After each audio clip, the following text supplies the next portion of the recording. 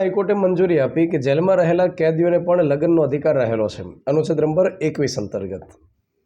આની પહેલાં સુપ્રીમ કોર્ટે ઘણીવાર કહેલું છે, અલગ અલગ જાણીતા કેસ રહેલા છે, જેમ કે એક શફીન જહાન કેસ છે, એક લતાસિંહ કેસ છે, એક શક્તિ વાહિની કેસ છે. આમાં સુપ્રીમ કોર્ટે કહેલું છે કે અનુચ્છેદ 21 અંતર્ગત દરેક નાગરિકને લગ્નનો અધિકાર છે. પુખ્ત વયના બે વ્યક્તિ રહેલા હોય, પોતાની મનમરજી રહેલી હોય, તો એમાં કોઈ અમરીશ પુરી ન બની શકે.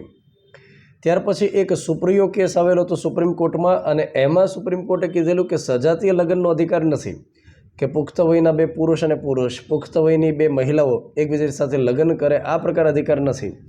તો સામાન્ય રીતે લગ્નનો અધિકાર છે, પણ ભારતમાં સજાતીય લગ્નનો અધિકાર નથી. હવે અત્યારે હાલમાં જે મામલો આવ્યો એ રહેલો છે કે જેલમાં રહેલા કેદીઓ હોય એમને લગ્નનો અધિકાર હોય કે કેમ. જનરલી જેલની અંદર જે કેદીઓ હોય તો એમને એવી રીતે છૂટ મળતી હોય કે કોઈનું વ્યભિચાર થયેલું હોય અને લગ્ન કરવા માટે થઈને એમને પેરોલ ઉપર છોડે, એવી ઘણી બધી વખત ઘટનાઓ બનેલી. પણ જેલમાં રહેલા બે કેદીઓ હોય, પુરુષ અને સ્ત્રી, આ બંનેને લગ્નની પરમિશન આપે અને જેલની અંદર મેરેજ થાય, આ પ્રકારની ઘટના બની. હવે આ વાત રહેલી છે રાજસ્થાનની અંદર મંડોર સેલની. આ મંડોર સેલ છે ઓપન જેલ. ઓપન જેલનો મતલબ શું થાય? તો ત્યાં આગળ ખાસ એટલા બધા બંધન ન હોય, ત્યાં આગળ ખાસ એટલી બધી સિક્યુરિટી ન હોય, ત્યાં આગળ કેદીઓની ઉપર એટલી બધી વોચ ન રાખવામાં આવે. મતલબ કે ત્યાં જેલ સુધારણા અંતર્ગતનો એક ભાગ રહેલો છે, એક પહેલ રહેલી છે કે ઓપન સેલ ઊભી કરવામાં આવે. આ ઓપન સેલની અંદર જેલ પ્રશાસન અંતર્ગત કેટલાક એમને રોજગાર આપવામાં આવે, એમને છૂટ રહેલી હોય, પોતે હરી ફરી શકે, ત્યાર પછી પોતે સામાજિક જે કંઈ એમના જીવન હોય એ માણી શકે. તો ઘર જેટલી એટલી બધી સ્વતંત્રતા ન હોય અને જેલ જેટલા બંધન ન હોય, આ બેનો વચ્ચેનો માર્ગ હોય, એને ઓપન સેલ આપણે કહી શકીએ. તો બહાર કોઈ કૃષિ રિલેટેડ કામ કરી શકે, ખેતરનું કામ કરી શકે, મહેનત મજૂરી કરી શકે, સવારમાં હાજરી પુરાવી જઈ શકે, જેલ પ્રશાસન અંતર્ગતના કામ હોય, અને ત્યાર પછી પોતે સાંજે આવે ત્યારે હાજરી પુરાવી દે, જેલની અંદર હરે ફરે, કોઈ પણ પ્રકારના બંધન ન હોય, આને કહેવાય ઓપન સેલ. તો રાજસ્થાનની અંદર આ પ્રકારની સેલ કામ કરે છે.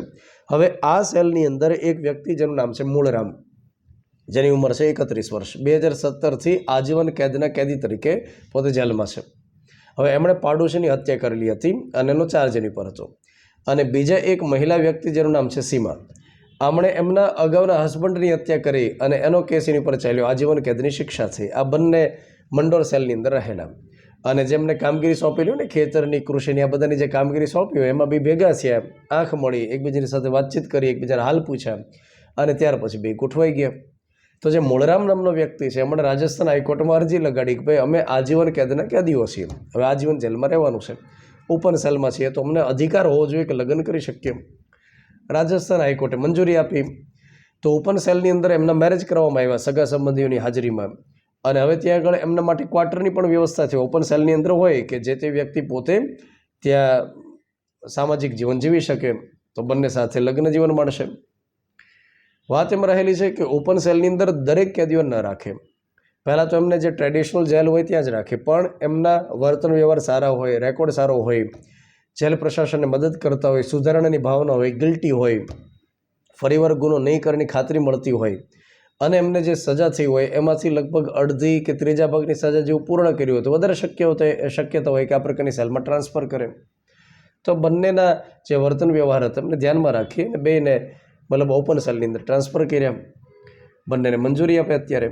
હવે વાત એમ રહેલી છે કે અનુચ્છેદ નંબર 161 છે, રાજ્યપાલને દયા માટેની અરજી થાય. એક અનુચ્છેદ 72 છે, રાષ્ટ્રપતિને દયા માટેની અરજી થાય. તો બની શકે કે આગામી સમયની અંદર બંને માટેની દયા અરજી થાય અને એમની બધી બાબતોને ધ્યાનમાં રાખી અને કદાચ સજા માફી પણ થઈ શકે, આગામી સમયની અંદર થઈ શકે.